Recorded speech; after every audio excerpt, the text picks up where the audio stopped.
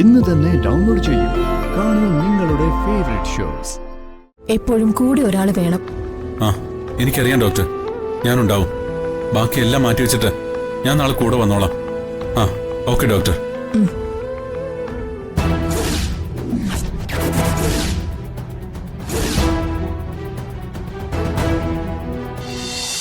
ഞാൻ കരുതി എന്നോട് കള്ളം പറഞ്ഞിട്ട് എവിടേക്കോ പോയതായിരിക്കുമെന്ന്. ഓർത്തപ്പോ എനിക്ക് വല്ലാതെ വിഷമം തോന്നി. അതുകൊണ്ടാണ് ഞാൻ അങ്ങനെ സംസാരിച്ച്. സച്ചേട്ടൻ പറഞ്ഞതൊക്കെ എനിക്ക് വിശ്വാസമാ.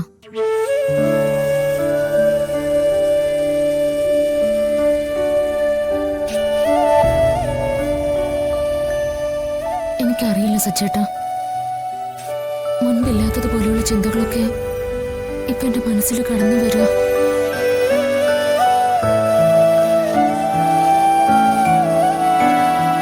എന്നെ നിനക്കറിയില്ലേ മോളെ?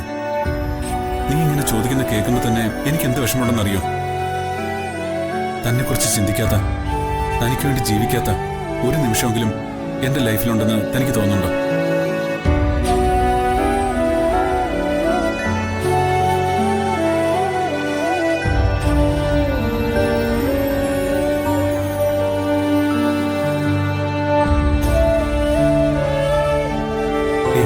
കരയാതെ.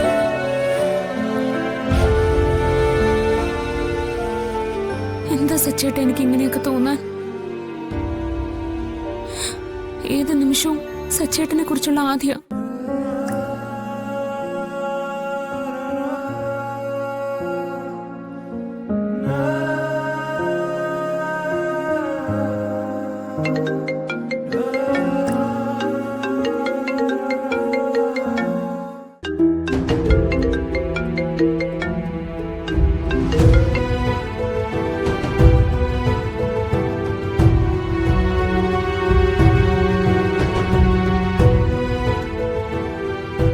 ഫോൺ എടുക്കാത്തെ?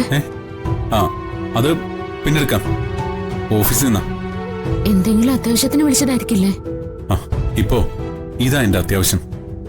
തന്റെ കൂടെ ഇരിക്കുമ്പോ ഒരു ഫോൺ ബില്ലിന്റെ ശബ്ദം പോലും നമുക്കൊരു ശല്യമാകാൻ പാടില്ല.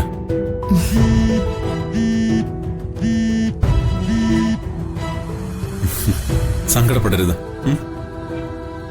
തന്റെ കണ്ണു നിറഞ്ഞു കാണുന്നതിനേക്കാൾ വലിയൊരു സങ്കടം എനിക്ക് വേറെയില്ല. അതുകൊണ്ട് എപ്പോഴും ഹാപ്പി ആയിട്ടിരിക്കണം. ഓക്കെ? ഒരു മിനിറ്റ്, ഞാനിപ്പോ വരാം.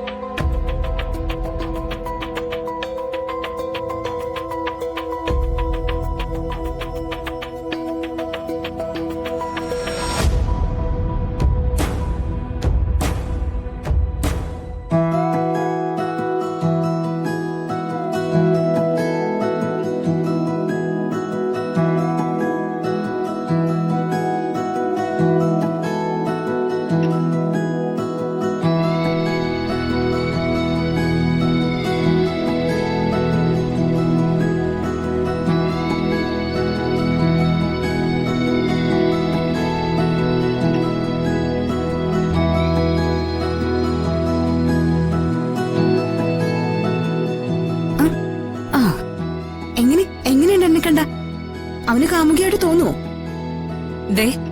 എന്നെ കൊണ്ടൊന്നും പറയിപ്പിക്കരുത്. ഈ ആൾമാറാട്ടം നടത്തിയിട്ടും ഇനി അവിടെ ചെന്നെന്തെങ്കിലും കുഴപ്പമുണ്ടാവോ? എന്ത് കുഴപ്പം?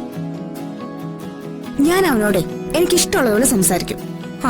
അവസാനം ചക്കിന് വെച്ചത് കൊക്കിന് കൊള്ളരുത് എന്ന് വെച്ച് സംസാരിച്ച് അവസാനം അവൻ എനിക്ക് പകരം നിന്നെ പ്രേമിക്കരുത്. പ്രേമിക്കണെങ്കിൽ പ്രേമിക്കട്ടെ, ഒരു ചേഞ്ച് ആവല്ലോ. അത് ശരി, നിനക്ക് പ്രേമിക്കാൻ എന്റെ ചെക്കനെ തന്നെ വേണമല്ലേ? അതുകൊണ്ട് തന്നെയാ ഞാനും കൂടെ വരുന്നത്. എനിക്ക് നിന്നെ അത്ര വിശ്വാസം പോരാ. എന്നെ വിശ്വസിക്കുന്നത് പോലെ ഈ ലോകത്ത് ആരെയും വിശ്വസിക്കാൻ നിനക്ക് പറ്റില്ല. സത്യത്തിൽ നീ വരാതിരിക്കുന്നതായിരുന്നു നല്ലത്. അപ്പോ എനിക്ക് എന്റെ ചെക്കനെ കാണണ്ടേ? ഞാനും കൂടെ വരുന്നത് തന്നെയാ നല്ലത്. ഇല്ലെങ്കിൽ കുറുക്കന്റെ കയ്യിൽ കോഴി കുഞ്ഞിനെ ഏൽപ്പിച്ച പോലെ ഇരിക്കും. നിങ്ങൾ തമ്മിൽ സംസാരിക്കുന്നത് ഞാൻ ദൂരെ നിന്ന് കണ്ടോളാം. കാണാം, പക്ഷെ കേൾക്കാൻ പറ്റില്ലല്ലോ. അതിന് വഴിയുണ്ട്. എന്റെ ഫോൺ നിന്റെ കയ്യിലുണ്ടാവുമല്ലോ. ഹരീഷ് വന്ന് നിങ്ങൾ തമ്മിൽ സംസാരിക്കുമ്പോ നീ എന്നെ കോൾ ചെയ്ത് കയ്യിൽ വെക്കണം. ബ്ലൂടൂത്ത് വഴി ഞാനത് കേട്ടോളാം. ഇടി ഒന്ന് പതുക്കെ പറ, ആരെങ്കിലും കേൾക്കും. നിന്റെ തലയിൽ ഇത്രയ്ക്ക് കുരുട്ടു ബുദ്ധി ഉണ്ടായിരുന്നോ? എടി, ഇത് കാലം മാറി. 2K കിഡ്സിന്റെ പ്രേമോന്ന് പറഞ്ഞാ അതൊക്കെ കുറച്ച് ടോക്സിക്കാ. അങ്ങനെ എന്തെങ്കിലും അവന്റെ മനസ്സിൽ തോന്നിയാലേ അതെന്താണെന്ന് എനിക്കും കൂടെ അറിയണമല്ലോ. പുറത്തോട്ടിറങ്ങുമ്പോ നമ്മൾ രണ്ടുപേരും കൂടെ പോകുന്നത് എന്തിനാണെന്ന് ചോദിച്ചാൽ എന്തു പറയും? സാധാരണ നമ്മൾ മാത്രം ഇങ്ങനെ ഒരുമിച്ച് പോവാറില്ലല്ലോ. എന്തെങ്കിലും ഒരു നേർച്ച നടത്താനാണെന്ന് പറഞ്ഞാ മതി. അവൻ ദൈവവിശ്വാസിയാണോ? ആർക്കറിയാം, ഞാനൊന്നും ചോദിച്ചിട്ടില്ല.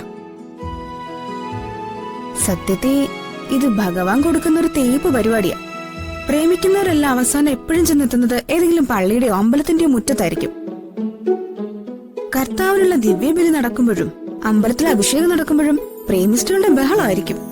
സംസാരിച്ചു നിന്ന് സമയം പോയതറിഞ്ഞില്ല. ഇപ്പൊ തന്നെ ലേറ്റായി. വാ പോവാം. ഓ, അവക്കവനെ കാണാഞ്ഞിട്ട് ഇരിക്കപ്പുറത്ത് കിട്ടുന്നില്ല അല്ലേ?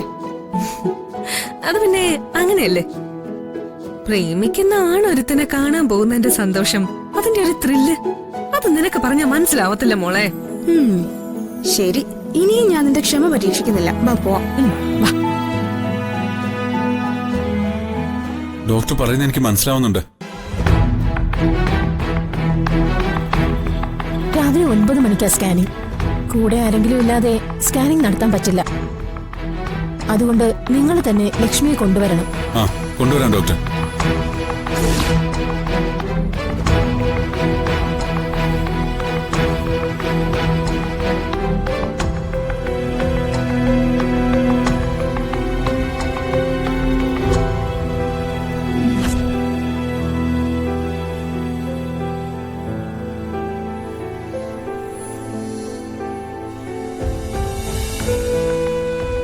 നിങ്ങൾക്കറിയാലോ, ഏതു നിമിഷവും എന്ത് സംഭവിക്കാം.